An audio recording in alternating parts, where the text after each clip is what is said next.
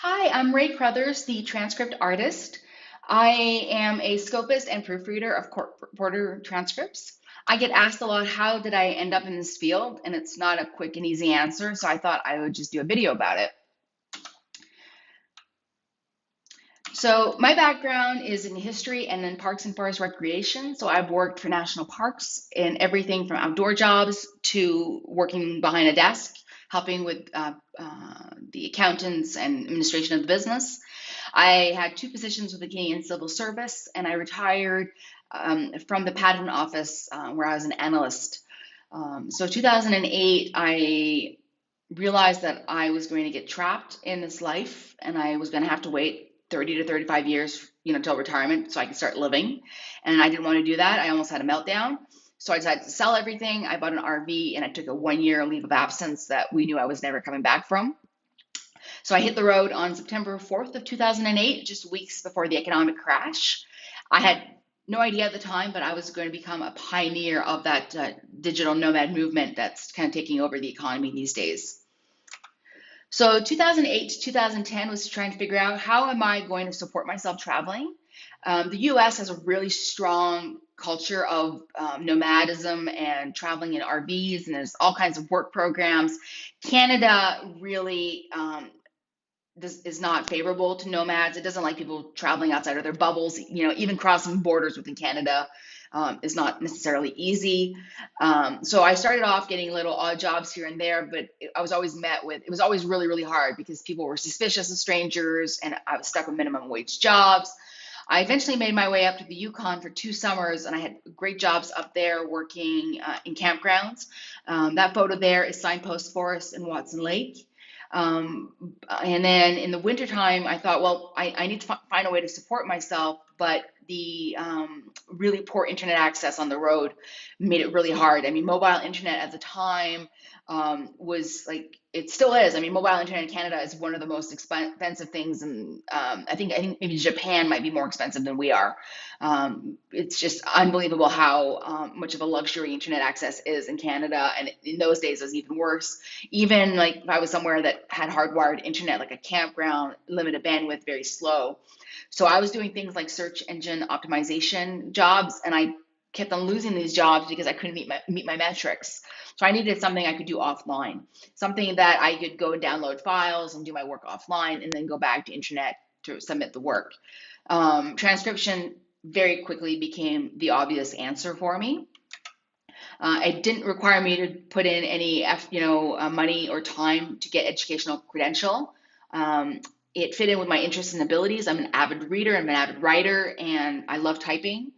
Very low equipment startup costs. I could just get a foot pedal and I would to control the audio, and that was it. I had everything else. And I could see there was a huge, well of potential jobs in a lot of different industries. So I would say it was like the winter of 2010 that I really started picking at transcription and getting ideas about what it might be like. 2011, I'm going to really gloss over the first part of the year where I was a keynote speaker at a big RV show in British Columbia, and I wrote a book about full-time RVing in Canada. I was trying to be an influencer about 5 years before that was even a word, and every attempt that I made to monetize my blog was like, my readership just was not interested in paying me for anything I had to offer. I think if I had started 10 years later, 2018, I think I would have been doing this for the rest of my life full time, and I would have been a professional RVer is what I think I would have done. But I realized that wasn't going to happen. And with the internet, I just kind of gave up on that. And I said, I'm going to focus on a business that's not related to the traveling.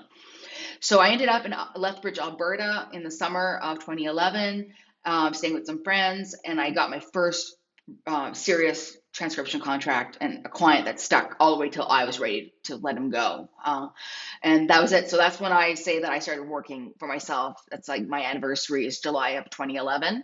And I also lucked out when I was in Lethbridge. I don't know how I did this. I applied for a part-time job like for a few months. They were looking for somebody, I think, for 6 weeks to help with their accounting department, like really low-level job. And I ended up within 2 weeks, I was managing a 200 apartment complex. So like, I don't know how that happened. And I actually, I have a ebook that I wrote called Lessons the Road Taught Me that talks about my Lethbridge winter, because that was quite it was a whole novel worth of stories out of that winter. But the best part was that they let me prioritize my new business. They knew that I was only there, they knew that they were only going to have me as long as I wanted to be there. So we started off 3 months, 6 months, and then I ended up giving them 9 months. So I was able to prioritize my transcription schedule, and I'm so grateful for that. 2012 is when I got my last T4 in Canada. That's like our W2, I think, in the US. And that was it. After that, I've been self-proprietor ever since. I bought a property in 2012 in southern Saskatchewan. I thought that would be like my home base in the RV. And then I traveled back east. And that summer, my mother trained me to support her in her work in the family business. She worked for her brother, who has a company in Quebec designing intelligent forms. And I really love that work. It was programming, it was creative. It used the French and the English that I speak. But I'll just kind of fast forward how that chapter ended, because my uncle paid me very well and I really loved it, but he wasn't keen on my working remotely. And ultimately it was like, I want you to come back to Quebec and work in my office. And that's never going to happen. So that kind of got phased out. But at least I had that to supplement the transcription. So 2013, spring 2013, I landed at my property, and then I had a really, really dark winter. Internet access to my property was non-existent because I got scammed by the telecom that they had told me I was going to have internet that summer. And yeah, they made the decision that we were never going to get internet in our valley. But they did offer me in February of 2014, I was able to get a very slow and very bad connection, but technically unlimited internet package. And my internet costs dropped from the hundreds and even thousands of dollars a month to $80 a month. And I got a free iPhone too at the same time. So that was a nice bonus. And so just in those months, suddenly not having to worry about my internet costs nearly as much made a big difference, even if the access was still spotty. And just as I was ready to give up, I was literally looking at the want ads in town and just thinking, I'm just going to get a real job again. I got my first professional transcription contract. That didn't last long. Part of it was me just like not knowing or understanding yet how to be a professional. And also part of it was just, we were just not a good fit personality wise. But that first contract got me to my first winter in Mexico. So in that previous photo, I showed our office in my motorhome. And that was a great office, like a really fantastic mobile office. As long as I had internet access, I could work from anywhere because I had so many backup forms of power. And it was comfortable. I had completely designed it to my own needs.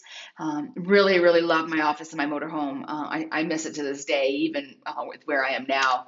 And then this was my office in my first house in Mexico in Mazatlan. And you don't really need much more than that.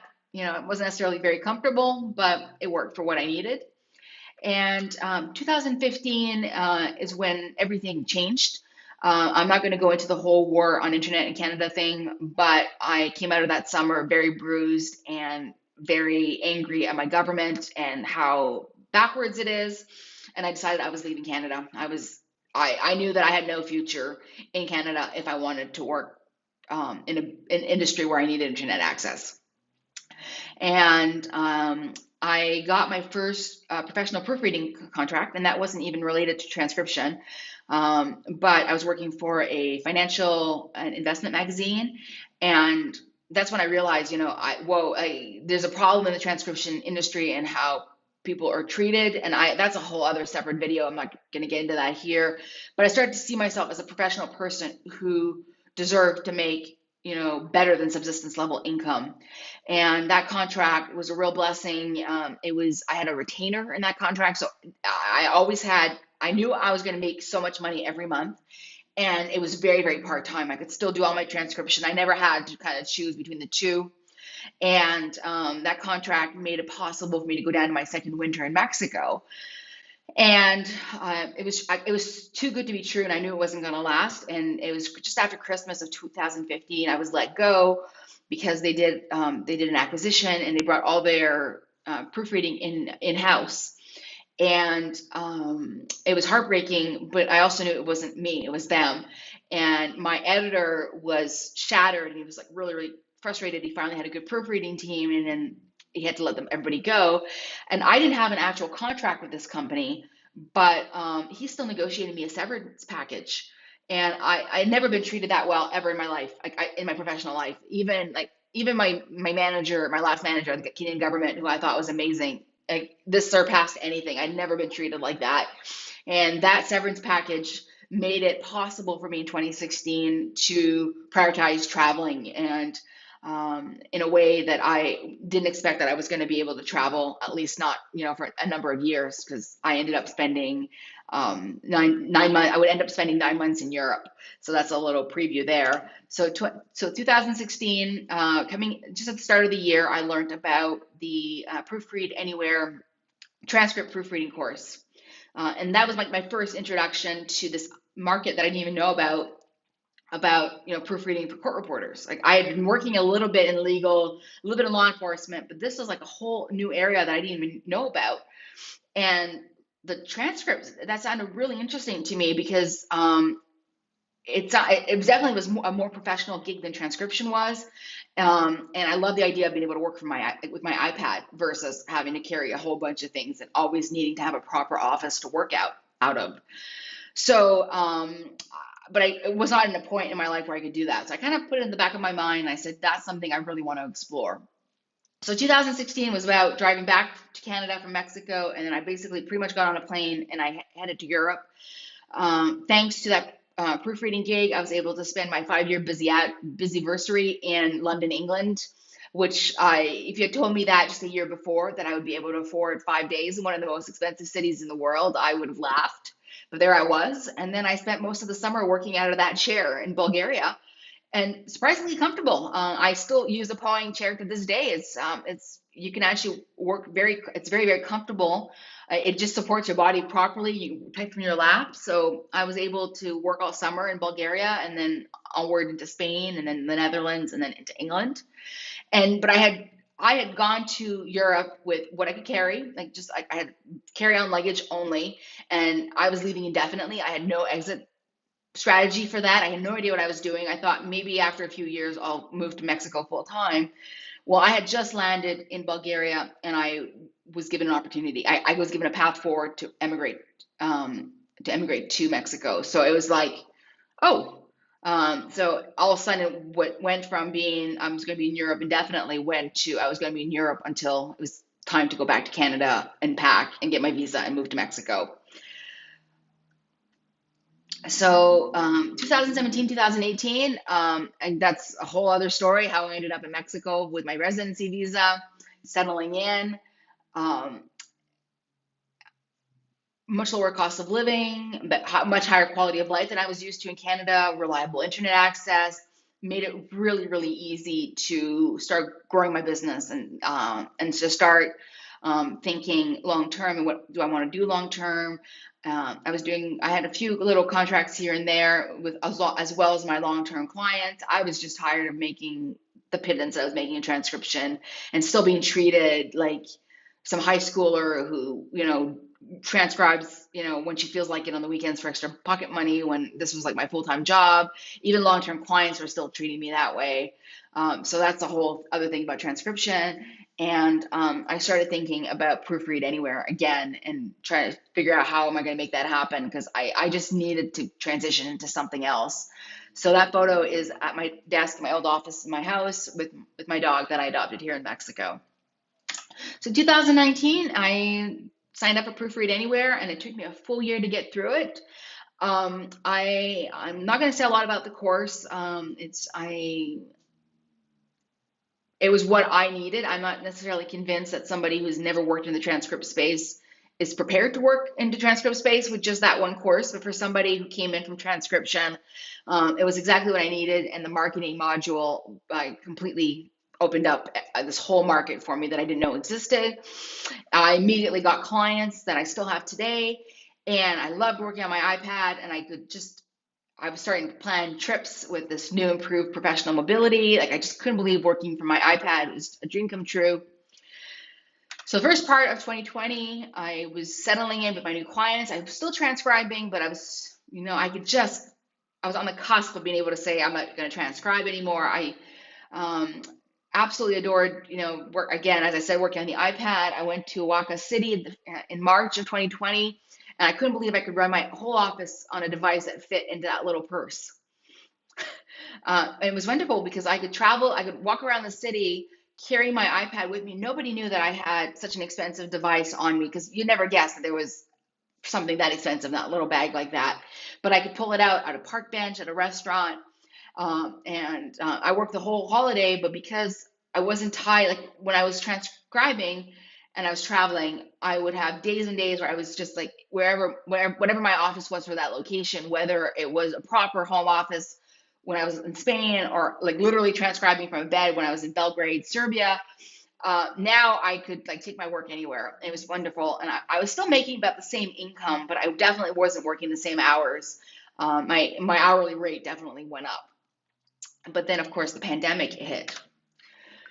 So once I realized that the pandemic, this was going to be like a years long process, I recognized, and all of a sudden I couldn't focus anymore, like make all my decisions based on being able to travel and being a nomad.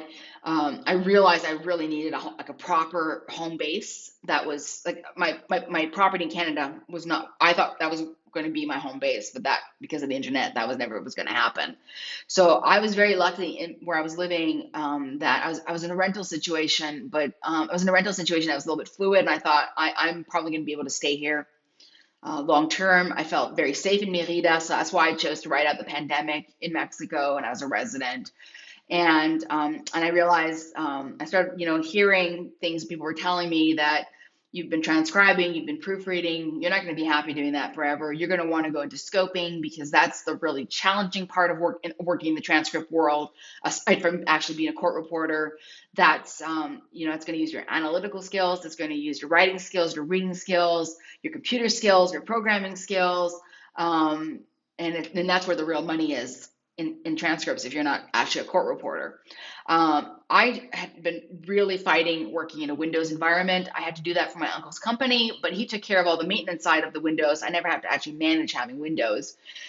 So when Parallels came out, which is a software that lets me run Windows but alongside Mac OS, that it doesn't feel like I'm working in Windows, that was like, okay, the impetus. I'm like, okay, now I think I can work in Windows again.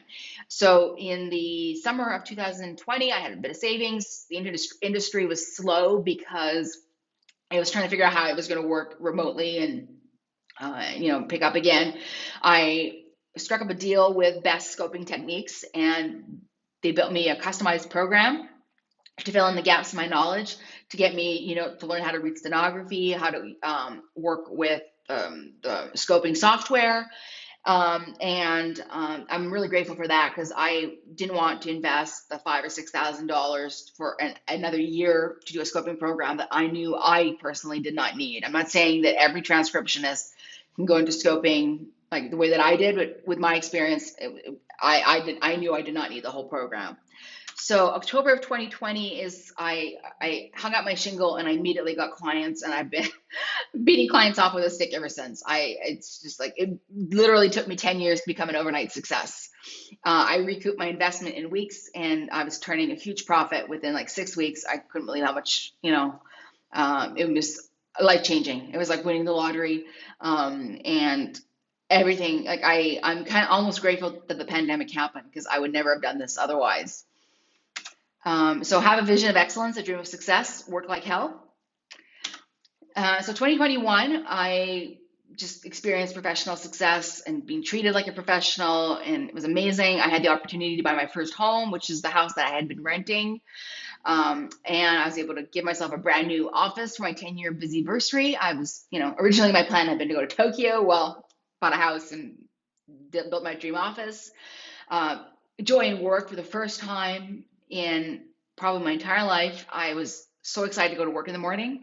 Even by the end of the year, when I was like, I hesitate to use the term burning out because there's a lot of negative connotations to that, where I was just exhausted because I had worked the equivalent of 6.5 hours every single day for 365 days straight, pretty much. even when I was that exhausted, I still was not sad about going to work. I still was happy. I wish I had more energy to go to do more work. I just absolutely love what I was doing. And after I made the mistake of taking a transcription contract at the end of the year that I really didn't want to do, I officially retired from transcription and I foisted that contract on somebody else with the court reporter's approval. And that was it. Never transcribing again. I'm done. um, so now in 2022, I know that I can meet my financial obligations while working a fraction of what I worked in 2021. So even though I wish I could be working like 12, 14 hours a day, it's not healthy. And I'm trying to balance doing a job that I absolutely love and I'm passionate about with hobbies and, having some screen free time and having relationships. And I'm starting to think, post pandemic, what is a mobile scoping business going to look like? Do I even want to travel and work again? Or am I going to want to be able to take proper vacations? And that's going to be harder because the level of clients that I have now compared to like when I was transcribing, I could just tell clients I'm not working for the next 6 months, and they'd be there when I came back. But with the court reporters, it's sort of understood that I work with their schedule and I take time off when they're off. So it's just going to be balancing that and trying to carve out my own free time. I don't really want to travel right now anyway because of my dog. She's elderly and I don't want to leave her. So I'm happy right now being at home, paying off my house. But I'm thinking in the future. I do still do the proofreading. That's a question I also get asked. And my hope is I'll be able, if I have to travel while if I have to work while I'm traveling, I'm hoping to be able to just do the proofreading because I love it. Sometimes I'll get a proofreading job and I can just take off for a coffee shop now that things are starting to open up again. It's really nice to be able to get out of the office and go do other things. So yeah, I right now it's sort of in flux and sort of things are, I'm kind of watching how the pandemic goes, but the best way to predict the future is to create it. And I think I'm a pretty good example of that. So I hope that sort of gave you an example of, or idea of how I ended up in the scoping field. And I'm going to do some separate videos about scoping and proofreading and issues of the transcription industry. But this is just like my intro video. Thank you for watching.